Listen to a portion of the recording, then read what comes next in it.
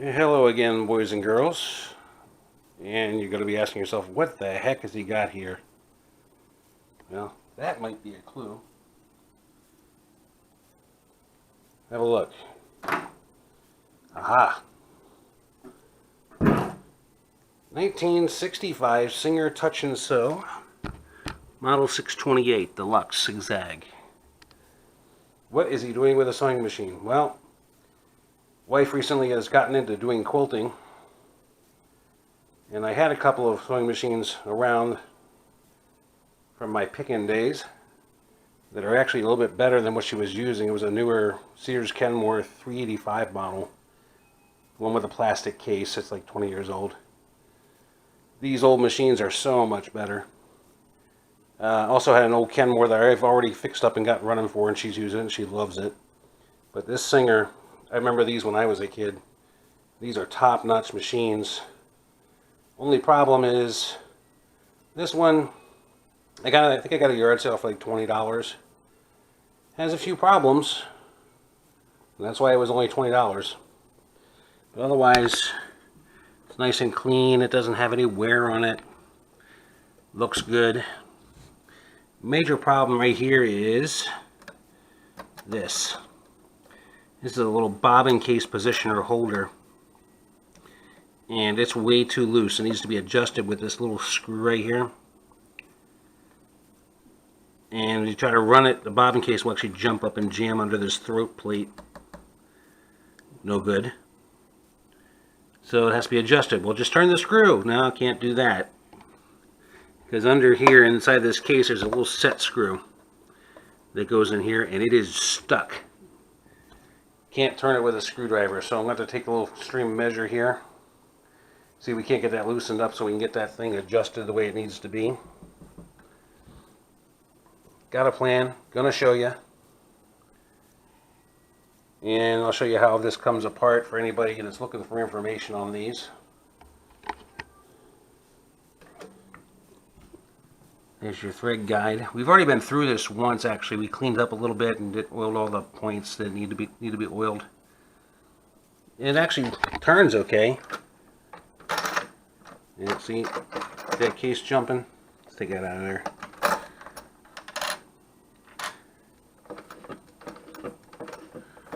It turns all right.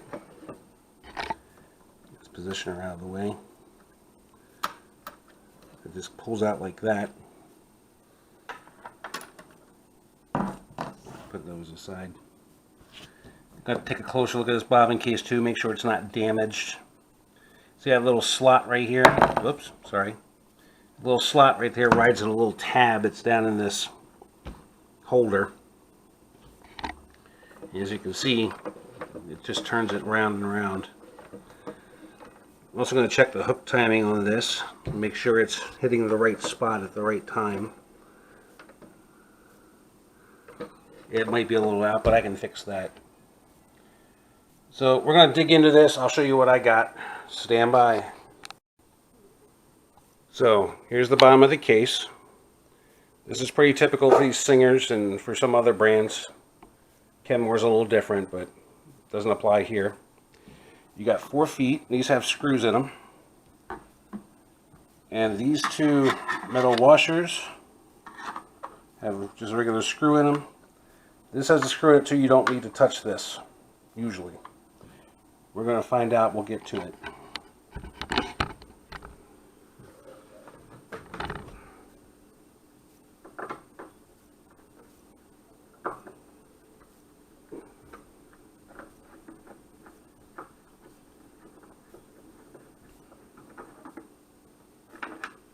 There you go, just like that. Bring you a little. Ooh. How should you put these back in tight?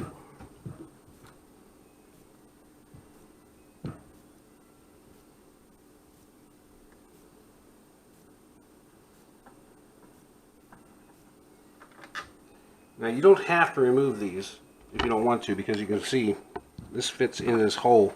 I just like to move them to get them out of the way. Less stuff to mess with. I'm trying to take this bottom case off. Case cover. This is just plastic. 70s plastic, but hey, or 60s plastic. For 50 years, it's holding up pretty nice. No cracks, no dry rot.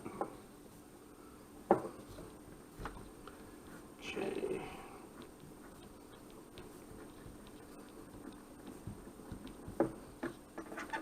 There we go. Last one. Now we get these out of the way.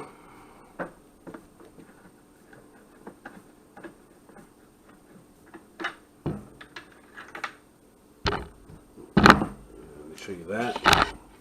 See how that holds that on there? It's just these two. Again, pretty typical of Singer.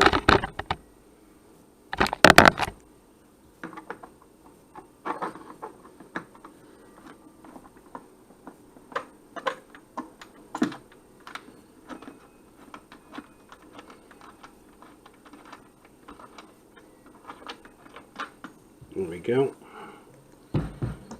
Now, as I recall correctly, that may be able to come off right now. Let's find out.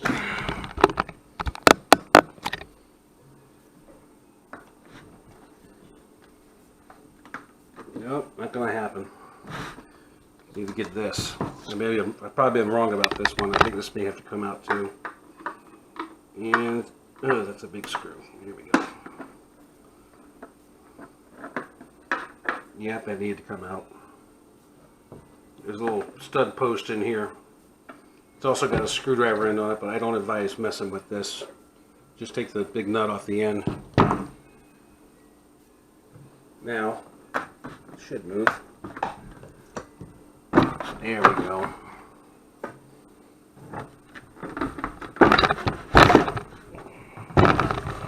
There's the bottom of the case. Get this out of my way. And there's another little cover right here, and that's why you take the feet off. The feet hold this on. And there's the bottom of the guts.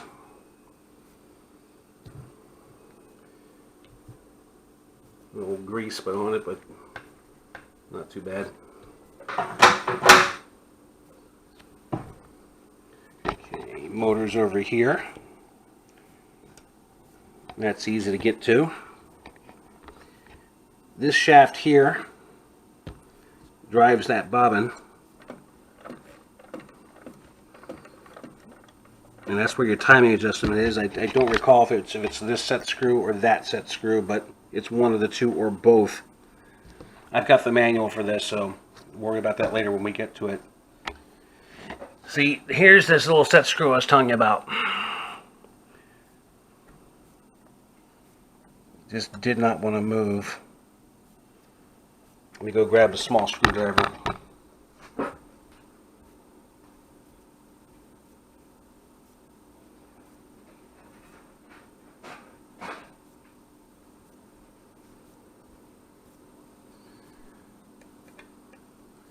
And I should have got my glasses.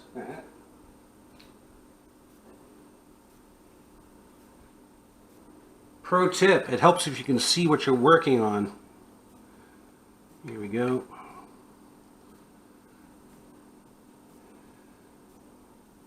Still tight.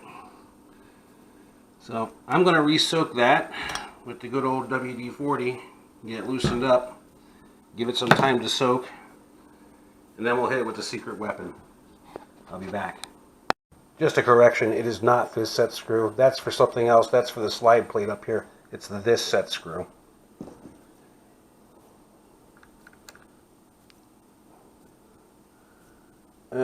That's been soaked before and it still doesn't want to turn. So, let's see. Yeah, that goes up under there. As you can see, it's lined up with this area where that little arm would be. It keeps this set screw from turning. So we're going to soak that down and come back to it. Now this is what's going to be our secret weapon. It's an impact screwdriver. It comes with all kinds of bits, of course none of which will fit this little screw up here. But the important point is, with this thing, you can do a lot of interesting stuff. Let me put you down here for a second.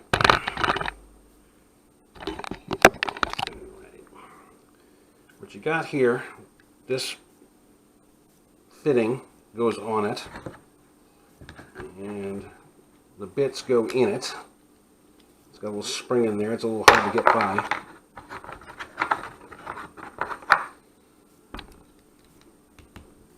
Like that. And you put that on your screw, and you hit the back end of this with a hammer. What this does is it gives it a little shock. At the same time as you're pushing this down, it turns left. If you have it set right. As you push in, it compacts like that. Now, there's two things I got to do before I can use this. This is a 5/16 bit. I have specialty bits that will fit that little screw, but you see they're quarter. So I'm going to need to get, and oh, the other good thing, and this is why I have to go get it, this is a 1/2 inch socket drive. So I'm going to need a 1/2 inch to a 3/8, a 3/8 to a 1/4, which is then going to hold the 1/4 inch square to the 1/4 inch 6-sided, and then I got to put the 6-sided 1/4 inch bit in there that fits that screw. I know it sounds complicated. It's not. It's just going to be a reducing stack basically, so I can get the right bit on there. It's not going to take a lot of force because the screw is so small too. This is made for automotive, and it's a Harbor Freight piece, which, you know, for occasional use, no big deal. But the problem is they don't grease these things at the factory when they make them. So to do something about that, I got to get this snap ring off of here and unscrew this collar. And there's two little pieces with little spring balls under there that got to come out. They should just fall out. There's a ramp in here that works this end of it against ramps in here, which is what makes it turn. I got to get some grease in there, because right now it doesn't want to turn very much at all, and that's going to be way too much. Besides, get some grease in here, makes it last longer. It'll slide easier, it'll turn better, it'll give me what I need. So I'm going to get on that. I've got the snap ring pliers over here to get this ring off. Just the easiest way to do it. You could take a little screwdriver and pry this off, but these pliers just make it easier. I'll be back. Okay, so here's what we got. We got the driver taken apart, greased, and put back together. See, it works a lot better now. So now when you push down on it, it should rotate left, just like that. So to make this work, we're going to need, that's a 1/2 inch drive, socket drive. It's a 1/2 to 3/8 reducer, 3/8 to a 1/4 reducer, a 1/4 square to a 1/4 8-sided, so we can hold the 8-sided screwdriver bit like that, which will then hopefully fit in there and turn the screw. It's the best size I have. I'll show you this. There we go. It takes up most of the hole. Fits down the slot pretty good. I got a smaller one, but you know, you want to get as much of that slot as you can. So we're going to have at this and see what happens. I got my ball peen hammer too. Don't go anywhere without that. Okay. There's the ball indent right there. There's a ball indent there. This is going to melt all over like that. This will go here. And that'll go there, just like that. That don't look so bad, does it? So we'll give this a shot. I'm going to get you set up here so you can see something of what I'm doing. Hopefully I'm not messing up the video. There we go. Back a little bit. Let's get that in there. Give it a little turn. Guess what? I didn't even need to hit it. I just needed a bigger screwdriver. It's loose.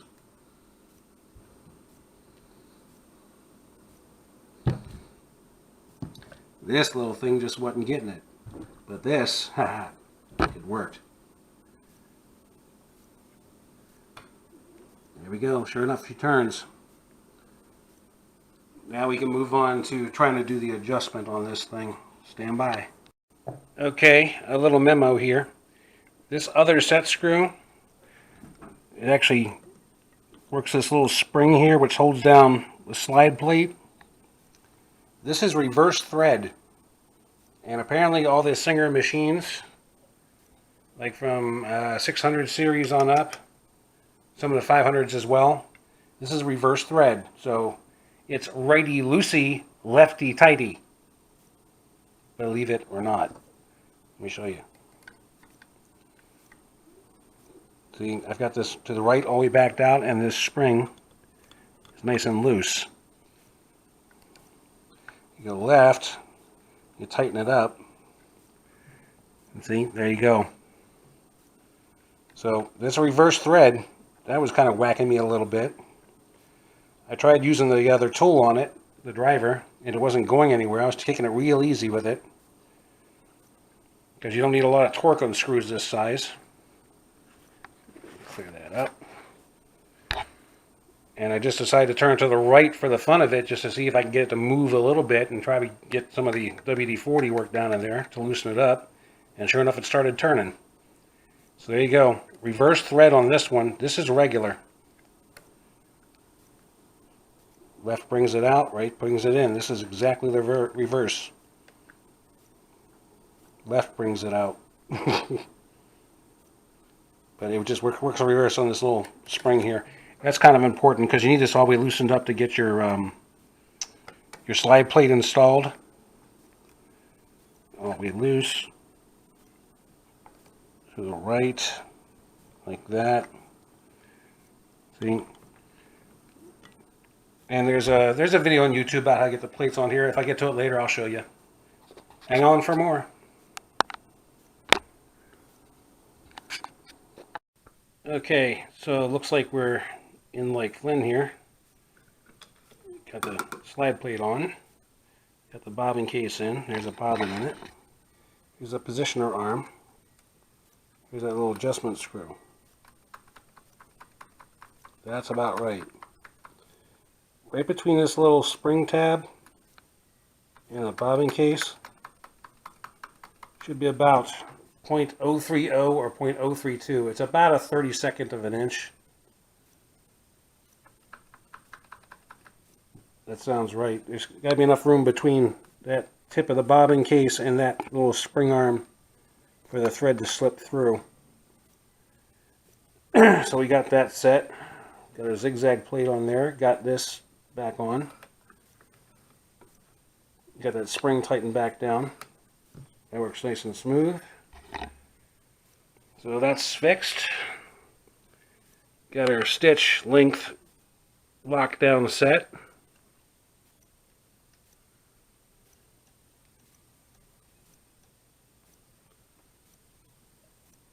Oop. Needs to be a little tighter. 20.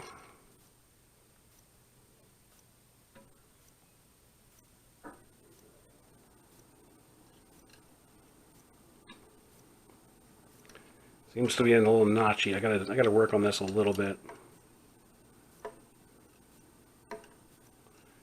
If you unloosen it all the way, you can take it all the way to the bottom. Like I said, on 10. Tighten her up.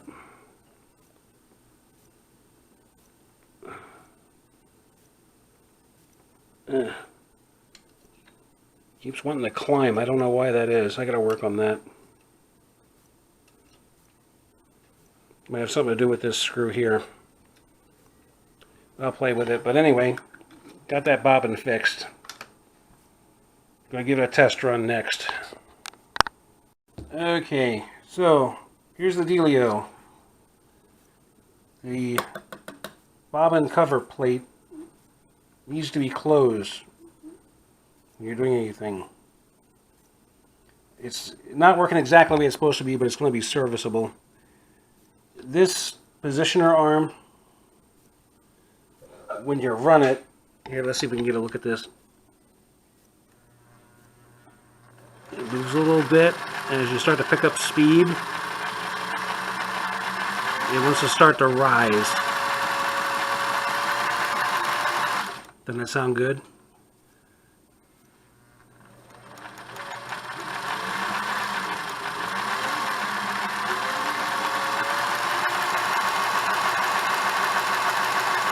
Not doing it now, of course, now that you're on camera.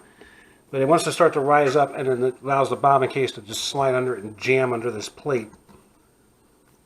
Try doing it with the bobbin winder, like that. Oh, see, there it started to jump up. So, when she's going to be winding bobbins on this, basically, you thread the machine like normal, you press down this little target button, and it engages the bobbin.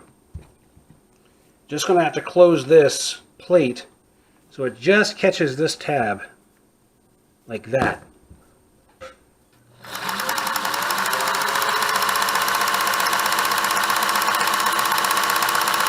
And that prevents it from jumping up out of there. Very strange, but it works.